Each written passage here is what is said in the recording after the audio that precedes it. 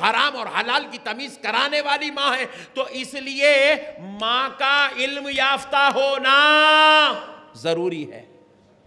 اور آپ کو بتا دوں، اس امت میں ایک جاہلانہ روش پھیل گئی، عورت کو زیادہ نہیں پڑھانا، عورت کو زیادہ نہیں پڑھانا۔ یہ جاہلوں کی بولی ہے، یہ نالائق لوگوں کی بولی ہے۔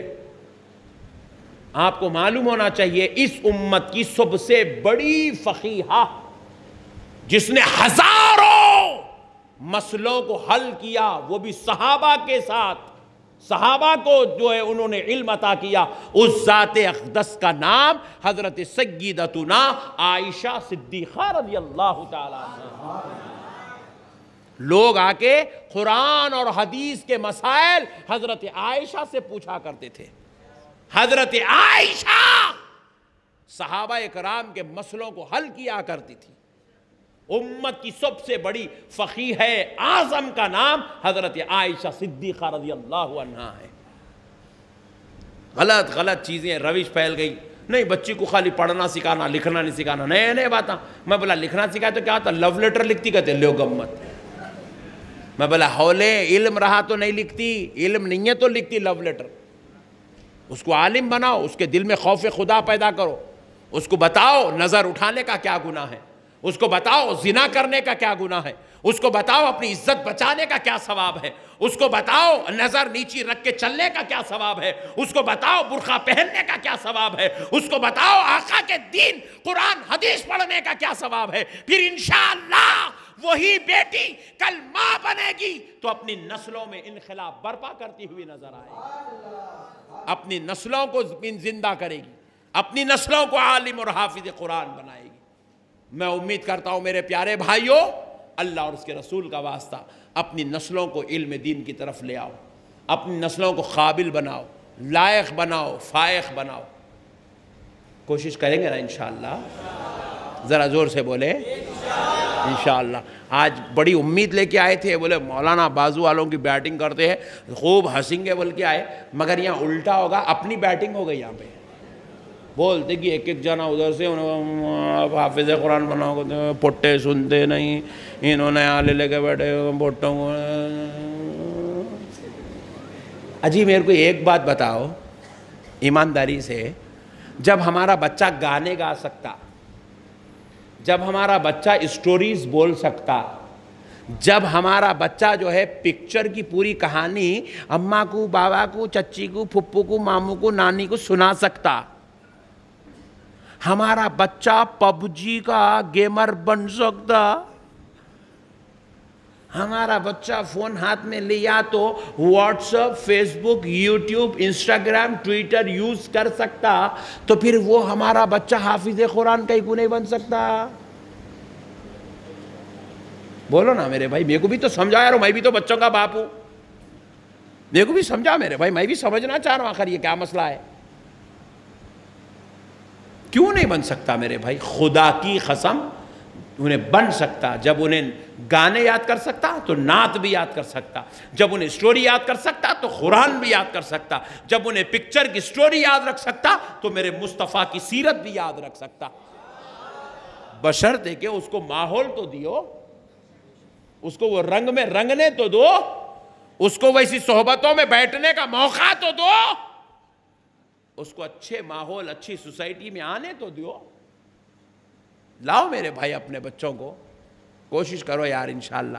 اچھا اب ایک صاحب بولے مولانا انہوں نے پڑھا ہے، انہوں نے پڑھا، ہمارا چچیرا بھائی نے پڑھا، پھپیرا بھائی نے پڑھا، خلیرا بھائی نے پڑھا، ماموں نے پڑھا، پھپھا نے پڑھا ہے، خالو نے پڑھا ہے، ابا نے پڑھا ہے، امی نے پڑھا، میں کو پڑھا ہوں۔ ارے جان دے رہے بھائی، سب کو چھوڑ، ان کو جنت میں جانا نہیں ہوگا، تیرے کو تو جانا ہے نا بڑے بھائی، ہم کو تو جنت میں جانا ہے نا میرے بھائی، ہم کو جنت میں جانے کے لیے ہم کو ہماری آخرت سوچنا ہے۔ ان کو اپنی اولاد سے پیار نہیں ہوگا، ہم کو تو اپنی اولاد سے پیار ہے، ہم کو اپنی اولاد کو دوزخ سے بچانا ہے۔ بچانا ہے نہیں ہے بولیے؟ بچانا ہے، اپنی اولاد کو دوزخ سے بچانا ہے۔ اسی لیے تو پیارے مصطفیٰ نے کیا خوب فرمایا، سبحان اللہ۔ میرے آقا کا ایک قول سن لو، نبی پاک علیہ السلام نے فرمایا ادبوا اولادکم علی ثلاث خصال، اپنی اولاد کی خصلتوں میں 3 چیزوں کا ادب داخل کر دو، فرمائے سرکار۔ خصلتیں یعنی کہ ان کی جو نیچر بن رہا، ان کی جو عادت بن رہی، ان کی جو سوسائٹی میں ان کا جو ماحول بن رہا، ان کو گھر میں جو آپ اٹھنا بیٹھنا چلنا پھرنا سکھا رہے نہیں، جب انہیں بولنا شروع کرتا امی ابو، جب وہ وقت میں 3 چیزوں کا آداب ان کی خصلتوں میں، ان کی فطرتوں میں، ان کی طبیعتوں میں داخل کر دو. فرمایا پہلا حبی نبیکم، ان کو ان کے نبی کی محبت سکھا دو، ان کو تمہارے نبی کی محبت ان کو سکھا دو. پھر فرمایا وحبی اہلی بیت اطہار، اور ان کو اہل بیت اطہار کی محبت سکھاؤ. امام حسن، امام حسین، مولا علی، سیدہ فاطمہ کی محبت ان کی خصلتوں میں ڈال دو، ان کی طبیعتوں میں ڈال دو. وہ اٹھتے بیٹھتے یا علی بولنے والا بن جائے، وہ چلتے پھرتے یا حسین بولنے والا بن جائے، وہ مولا حسن سے محبت کرنے والا بن جائے، وہ سیدہ فاطمہ پر جانثار کرنے والا بن جائے. اس کی فطرت میں ان کی محبت داخل کر دو. پھر اس کے بعد حضور نے فرمایا تیسرا کام وَبِتِلَاوَةِ الْقُرْآنِ، اپنے بچوں کو سب سے پہلا علم قرآن کا علم، قرآن کی تلاوت کا علم ان کو سکھاؤ. قرآن کی تلاوت ان کو سکھاؤ، قرآن سے ان کو جوڑ دو، قرآن کے ساتھ ان کو باندھ دو، قرآن سے ان کو وابستہ کر دو. پھر دیکھو زندگی میں کیا مست مزہ آئے گا. آہا سبحان اللہ. نہیں آہا وہ کیا خوش نصیب ہے باپ ہے، وہ کتنا پیارا خوش نصیب باپ ہے جو اپنے بیٹے کے پیچھے کھڑے ہو کے نماز پڑھ رہا ہے. فجر کی نماز بیٹا پڑھا رہا ہے، باپ پیچھے آ کے کھڑا ہوگا، نیت کر رہا، نیت کرتا ہوں میں 2 رکعت فرض نماز فجر کی اللہ تعالیٰ کے لیے، منہ میرا کعبہ شریف کی طرف، اس امام کے پیچھے. آہا گھر میں باپ امام ہے، بیٹا مقتدی ہے. اللہ کے گھر میں آ جائے، مصلی پہ رسول مصلی رسول پہ کھڑا ہو جائے، بیٹا امام ہے، باپ مقتدی بن گیا ہے. خوش نصیب ہیں وہ باپ جن کو اپنی اولاد کے پیچھے نماز پڑھنے کا موقع ملتا ہے. خوش نصیب ہیں وہ باپ. وہ خوش نصیب باپ میں آپ اپنا نام لکھوا دیجئے. اب سنیے ایک اور روایت میرے آقا کریم. بولوں بس کر دوں؟ موڈ میں تو ہے نا؟ اور جتنے لوگا نہیں بنانا تھا چلے گئے. حافظہ بنا ہوگا تو عالم بنا ہوگا تو کیا لے کے بیٹھے رہے نا، دماغ خراب آتا. پکوڑوں کو بولو بولے تو وہاں کچھ بول کے جا رہے ہیں. چلے گئے وہ، جان دو. آپ سنو سبحان اللہ سبحان اللہ. حافظ قرآن کی شان سنو، عالم دین کی شان سنو. میرے آقا ارشاد فرماتے، رسول اللہ ارشاد فرمائے، حافظ قرآن قبرستان میں قدم رکھتا ہے. کہاں پر؟ قبرستان میں. خالی حافظ قرآن کا خاندان تو نہیں ہے نا بھائی، پورا کاغذ نگر سویا ہوا ہے وہاں پہ. اور پھر کوئی آج کا ہی مسلمان بھی نہیں ہے، کوئی 100 سال پہلے گئے، کوئی 200 سال پہلے گئے، کوئی 400 سال پہلے گئے، کوئی جو ہے 500 سال سے وہ قبرستان میں لیٹے ہوئے ہیں.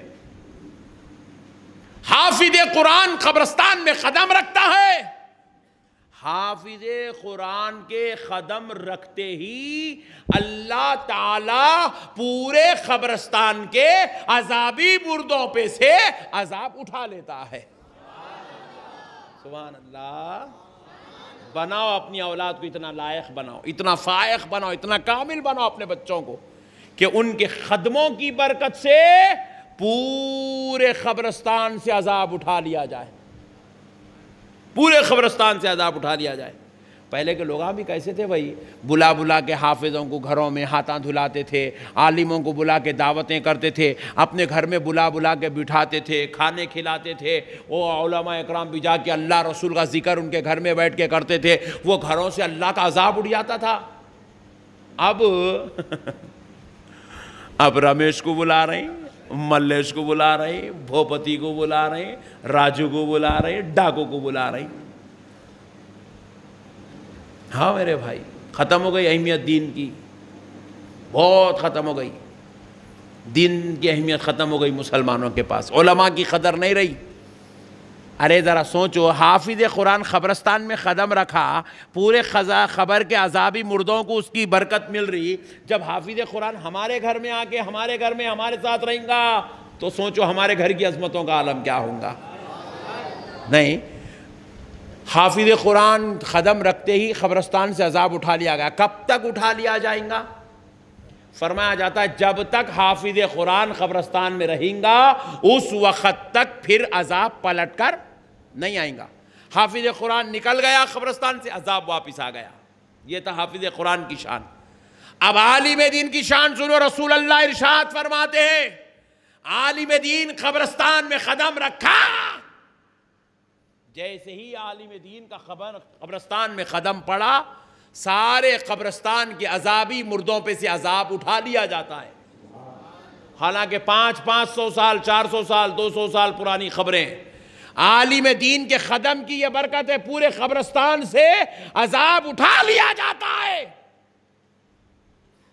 حافظ قرآن نکل گیا عذاب آ گیا، مگر عالم دین آیا عذاب اٹھا، کب آئے گا؟ عالم دین قبرستان سے نکل گیا عذاب نہیں آ رہا ہے، 1 دن ہو گیا عذاب واپس نہیں آ رہا ہے، 2 دن ہو گئے عذاب واپس نہیں آ رہا ہے، 4 دن ہو گئے عذاب واپس نہیں آ رہا ہے۔ صحابہ نے پوچھا یا رسول اللہ آخر کب تک نہیں آئے گا؟ رسول اللہ نے فرمایا عالم دین کی یہ شان ہے، اس کی قدم کی برکت سے عذاب اٹھا لیا جاتا ہے تو 40 دن تک عذاب واپس نہیں بھیجا جاتا۔ 40 دن تک 40 دن تک 40 دن تک عذاب واپس نہیں بھیجا جاتا۔ اتنی بڑی شان کا مالک ہے عالم دین۔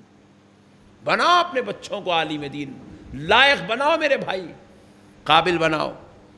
اب ایک بات سن لو، بڑی پتے کی بات، جو تجربے ہے میں وہ بات کر رہا ہوں آپ کو، جو میں دیکھ رہا ہوں اپنی سر کی آنکھوں سے۔ انجینئر صاحب، ایڈوکیٹ صاحب، ڈاکٹر صاحب مہینے کو 1 لاکھ کما رہے ہیں، مثال دے رہا ہوں سمجھانے، 1 لاکھ کما رہے ہیں۔ حافظ قرآن مہینے کو 20,000 کما رہا، عالم دین مہینے کو 20,000 کما رہا۔ ظاہری طور پہ ڈاکٹر صاحب کی تنخواہ زیادہ ہے نہیں ہے؟ ظاہری طور پہ انجینئر کی آمدنی زیادہ ہے، ظاہری طور پہ وکیل صاحب کی تنخواہ زیادہ ہے، حافظ صاحب عالم دین کی تنخواہ آمدنی کم ہے۔ لیکن خدا کی قسم کان کھول کے سن لو، وہ 1 لاکھ کما رہا ہے، 1 لاکھ کی 6، یہاں پہ 20,000 کما رہا، 2 لاکھ کی برکت اللہ اس کو عطا فرماتا ہے۔ ان کی کمائی میں برکت ہے۔